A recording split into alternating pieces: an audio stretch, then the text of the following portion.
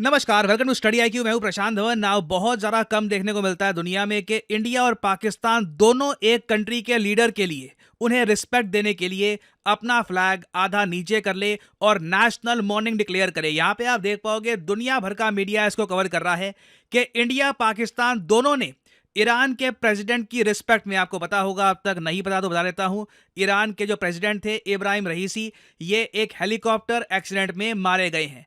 तो इनकी रिस्पेक्ट में दुनिया भर में कई देश हैं जो नेशनल मॉर्निंग कर रहे हैं, मतलब कि सरकारी तौर पे वो कंट्री शोक मना रहा है, उनको दुख है कि इब्राहिम रईसी मर चुके हैं। नाउ इंडिया पाकिस्तान के अलावा जो मैप पे एक लाइन बनी है ना कंट्रीज की, ये मैंने बहुत ज़रा कम देखा है। देखो यहाँ पे आप नोट कर पाओगे, ये सब यहाँ पर मेन कंट्रीज हैं जिन्होंने सरकारी तौर पे कहा है कि हम शोक मनाएंगे क्योंकि ईरान के प्रेसिडेंट और इनके विदेश मंत्री दोनों हेलीकॉप्टर में मारे गए हैं। और ये जो दृश्य आप देख रहे हैं, आप नोटिस कर पाओगे इंडियन फ्लैग पोल पर बिल्कुल टॉप पे नहीं है, यूजुअली टॉप पे होता है, अभी आधा ये नीचे हो चुका है। इसको कहा जाता है फ्लैग हाफ मास्ट पे फ्लो करना। तो जिस तरीके से इंडिया में जहां भी हमारे बड़े फ्लैग्स हम फ्लो करते हैं, ये आधे नीचे कर दिए गए हैं। सेम चीज हम देख रहे हैं आज के समय पाकिस्तान में। इंटरेस्टिंग, ऑब्वियसली ईरान में तो खैर होगा ही है, 5 दिन के लिए यहां पर ये लोग शोक मनाएंगे। इराक में भी सेम आपको सीन दिखेगा, सीरिया में भी, लेबनान इजराइल के नॉर्थ में एक कंट्री है, हेजबुल्ला यहाँ पे ऑपरेट करता है, लेबनान में भी आपको यह दृश्य दिखेगा, टर्की में भी। फिर इंडिया के नीचे अगर हम श्रीलंका, मालदीव्स में भी देखें ना, ये सारी कंट्रीज ऑलमोस्ट आप कह लीजिए एक लाइन बन जाती है पूरी। यहां पर ये सभी कंट्रीज इकट्ठा शोक मना रही हैं कि इब्राहिम रईसी अब मर चुके हैं। मैं आपको बता दूं, बहुत ज्यादा रेयरली देखा जाता है कि एशिया में ये सभी कंट्रीज इकट्ठा शोक मनाए। बाय द वे, अगर आप पूछ रहे हैं चाइना ने यहाँ पे नहीं शोक मनाया, नहीं, चाइना बहुत रेयरली ये करता है। मैं चाइना के बारे में ये बता दूं, बाहर का कोई भी लीडर मर जाए ना, कोई बहुत ही एक्सेप्शनल केस हो कि बहुत इंपॉर्टेंट एक लीडर था चाइना के लिए, तभी ये अपना झंडा नीचे करते हैं। नहीं तो चाइना झंडे के मामले में बहुत ज़्यादा पर्टिकुलर है। आप अगर इनकी फ्लैग वेविंग सेरेमनी भी देखोगे ना, तो उसमें बहुत सारी फ्लैम्बॉयंस आपको दिखेगी। तो चाइना यूजुअली इस सब में इतना पार्टिसिपेट करता नहीं है। रशिया की अगर मैं बात करूं तो देखिए, इस बात को लेकर रूमर्स हैं कि इब्राहिम रईसी का जब फ्यूनरल होगा तब पुतिन शायद खुद जाए ईरान में या फिर अपने रिप्रेजेंटेटिव को भेजें। अभी तक ये बात कंफर्म हुई नहीं है, मगर रशिया भी बहुत दुखी है कि इब्राहिम रईसी की डेथ हो चुकी है। नाउ अब एक तरफ तो इंडिया, टर्की, पाकिस्तान जैसे ये सब कंट्रीज यहां पर हो गए, मगर दूसरी तरफ इजराइल और यूएसए ने कंप्लीटली डिफरेंट बात स्टार्ट कर दी है। अभी तक वैसे मैं आपको ये बता दूं, ईरान का जो सरकारी मीडिया है उसने ये कहा है कि किसी षड्यंत्र का केस हमको लग नहीं रहा। मोस्ट प्रॉब्ली जो हेलीकॉप्टर था जिसमें उड़ रहे थे ईरान के प्रेसिडेंट, इनके विदेश मंत्री, ये टेक्निकल फेलियर की वजह से क्रैश हो गया है। हालांकि इस पर अभी ये इन्वेस्टिगेशन बाद में और करेंगे। और ये स्टेटमेंट देखिए इजराइल के लिए बहुत इंपॉर्टेंट है, क्योंकि इजराइल बार बार ये कह रहा है, इनकी सरकार बार बार दुनिया को कह रही है कि हमारा कोई रोल नहीं है इस सब में, हमने कोई प्लानिंग करके, मोसाद ने प्लानिंग करके ये हेलीकॉप्टर नहीं गिराया था। मगर एक इंटरेस्टिंग बात यहाँ पर ये देखिए, यूनाइटेड नेशन सिक्योरिटी काउंसिल में जहाँ पर 15 मेंबर हैं, 5 परमानेंट, 10 टेम्परेरी, यहाँ पे ना सारे वर्ल्ड लीडर्स और उनके रिप्रेजेंटेटिव्स इस तरीके से खड़े हुए और सबने शोक जताया कि इब्राहिम रईसी मर चुके हैं, क्योंकि अगेन इन दी एंड एक वर्ल्ड लीडर है, यूनाइटेड नेशंस जनरल असेंबली का मेंबर है ईरान। तो चाहे इन द पास्ट यूएनएससी ने खुद काफी बार ईरान पर सैंक्शन लगा रखे हो, मगर ये सब यहाँ पर खड़े हुए और इन्होंने शोक जताया। नाउ इजराइल इसको लेकर बहुत ज़्यादा गुस्सा है। इजराइल की सरकार, इजराइल के जो एम्बेसडर हैं टू यूएन, इन्होंने ये कहा कि ये डिसग्रेसफुल है कि यूएन सिक्योरिटी काउंसिल में इब्राहिम रईसी जैसे आदमी के मरने पर आप लोग दुख मना रहे हैं। यहाँ पे आप देख पाओगे आर्टिकल टाइम्स ऑफ इजराइल का, जो इजराइल के एम्बेसडर हैं टू यूएन, इनका नाम है एरदान। इन्होंने ये कहा कि चलो ठीक है, रईसी के मरने पर दुख मना रहे हो ना, तो एक काम करो, हिटलर की भी जब डेथ एनिवर्सरी आती है ना, तो भी ये किया करो, एक मोमेंट रखा करो साइलेंस का। तो इन्होंने ऑफ कोर्स कटाक्ष में, एक तरीके से आपके लिए गुस्से में ये बात कही है कि इब्राहिम रईसी जो इजराइल के हिसाब से एक मर्डर आदमी है, इसने बहुत गलत काम किए हैं। और अगेन देखो, इब्राहिम रईसी एक बहुत बड़े सपोर्टर थे हमास की, और वर्बल सपोर्ट नहीं देते थे।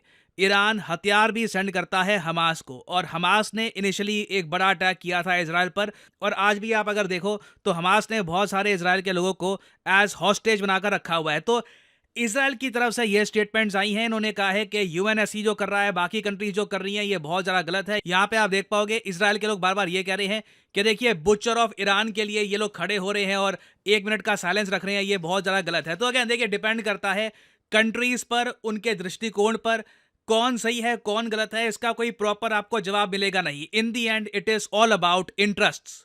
और इंटरेस्ट की अगर हम बात करें तो ये सारे इस्लामिक कंट्रीज यहाँ पे आपको दिख रहे हैं, ये Pakistan, Iraq, Syria, even Turkey, हालांकि टर्की अपने आप को एक संविधान के हिसाब से सेकुलर कंट्री कहता है, बट ये जो सब कंट्रीज हैं इनका कहीं ना कहीं ईरान के प्रति एक स्नेह था, सपोर्ट था, क्योंकि जेरूसलम के इशू को लेकर किसी कंट्री ने अगर ग्राउंड पर सबसे ज्यादा एक्शन लिया है तो वो कंट्री है ईरान। इसलिए ही हम देख रहे हैं, चाहे सीरिया हो, लेबनान हो, इराक हो, टर्की हो, इवन मालदीव्स आप अगर देखो, ये सभी कंट्रीज शोक मना रहे हैं। इंडिया की अगर मैं वैसे बात करूं तो हमारे विदेश मंत्री जयशंकर साहब ने ओपनली कहा है कि चाबहार पोर्ट डील जो इंडिया के लिए गेम चेंजर है, ये इब्राहिम रईसी और जो इनके विदेश मंत्री हैं जो मारे गए हैं, इनकी वजह से पॉसिबल हो पाई है। बहुत लंबे समय से ये डील थोड़ी सी अटक गई थी।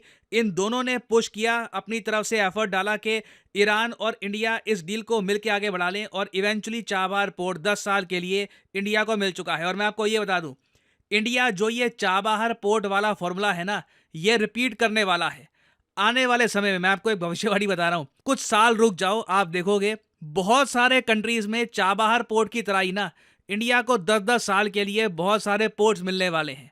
This will happen. ये जो सेम फॉर्मूला है हम रिपीट करते रहेंगे। तो हमारे लिए देखिए, इब्राहिम रईसी काफी एक फायदेमंद आदमी थे, हमको उन्होंने काफी बेनिफिट दिया है। तो यहां पर देखिए, मैं जानना चाहूंगा आपका ओपिनियन कि इजराइल ने जो स्टेटमेंट दी है कि बाकी सब चीजें अपनी जगह है, मगर ये मत भूल जाना कि रईसी ने सपोर्ट किया था हमास को, जो इनके हिसाब से एक आतंकवादी संगठन है। एज इंडियंस हम नहीं मानते हमास एक आतंकवादी संगठन है। सरकार ने अभी तक हमास को एक आतंकवादी संगठन डिक्लेयर किया नहीं है। तो यहाँ पे मैं जानना चाहूंगा आपका ओपिनियन, क्या आप इजराइल से एग्री करते हैं या डिसएग्री करते हैं? लिखिएगा इसके बारे में कमेंट सेक्शन में, मैं जानना चाहूंगा आपका ओपिनियन। और फाइनली आपसे यहाँ पे पूछूंगा एक क्वेश्चन, हाल ही में वो कौन सा अफ्रीकी देश है जिसने यूएसए पर आरोप लगाया है कि यूएसए इनके देश में तख्ता पलट करने की कोशिश कर रहा था, मगर इन्होंने इस कू को, इस तख्ता पलट को रोक दिया। इस पर बहुत आर्टिकल पब्लिश हो रहे हैं, यहाँ पे आप देख पाओगे।